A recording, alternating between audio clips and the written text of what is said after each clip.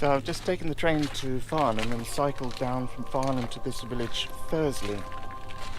I was last here about 25, perhaps a little bit more years ago, and I particularly wanted to come back and have another look at it.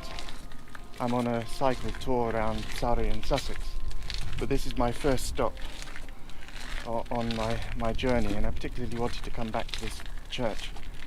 So as I'm wandering around and showing it to you, I shall read you some descriptions from a 1909 guidebook that I'm using called Highways and Byways in Surrey. Outside, the shingled turret tells the time, with, instead of a clock, a fine old sundial.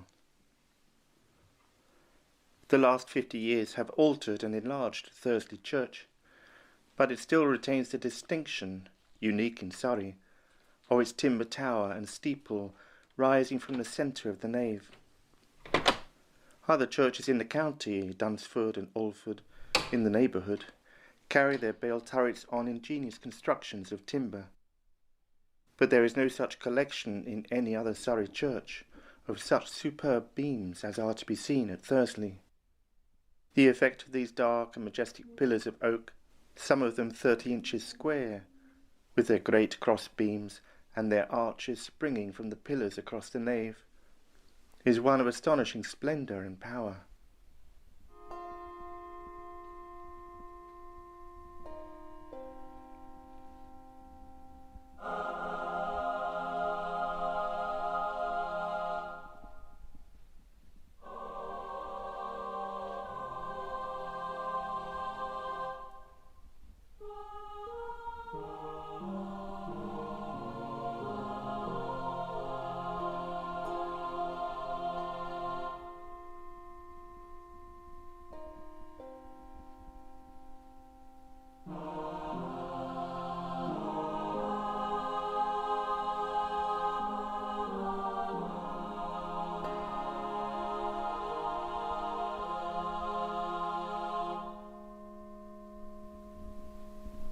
The other thing that this church is famous for is for a particular memorial to a sailor who was murdered by 3 ruffians on I think it's the Portsmouth Road.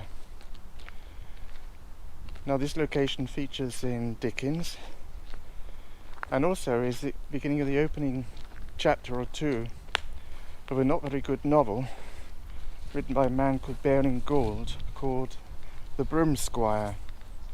And he uses this story of the sailor and his murder as subject for the opening chapters.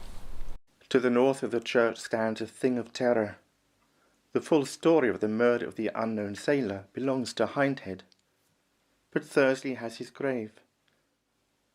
It lies apart in the centre of a stretch of green grass, above it a stone too tall for quietness. No other grave shares that lonely lawn. Here is the queer, misspelt epitaph. When pitying eyes to see my grave shall come, and with a generous tear bedew my tomb, here shall they read my melancholy fate, with murder and barbarity complete. In perfect health, and in the flower of age, I fell a victim to 3 ruffians' rage. On bended knee I mercy strove to obtain, their thirst of blood made all entreaties vain. No dear relation, or still dearer friend, weeps my hard lot or miserable end. Yet over my sad remains, my name unknown, a generous public have inscribed this stone. The sailor had befriended the men at the Red Lion Inn at nearby Thursley, where they apparently had no money to buy food and drink. He bought them ale with a golden guinea he had received after his last sea trip, but his generosity was cruelly repaid.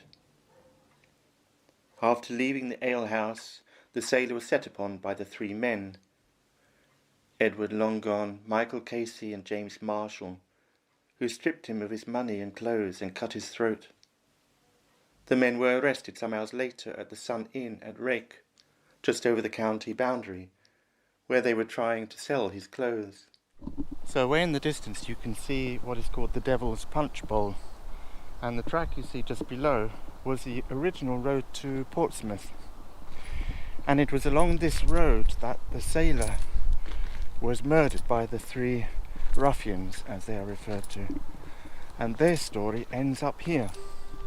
They were caught and they were prosecuted, and then they were hung here on Gibbet Hill. And there's a memorial cross.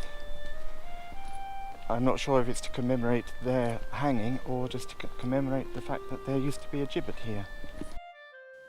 The gibbet where the three men were hanged in chains was set up on the hill near where the Celtic cross now stands.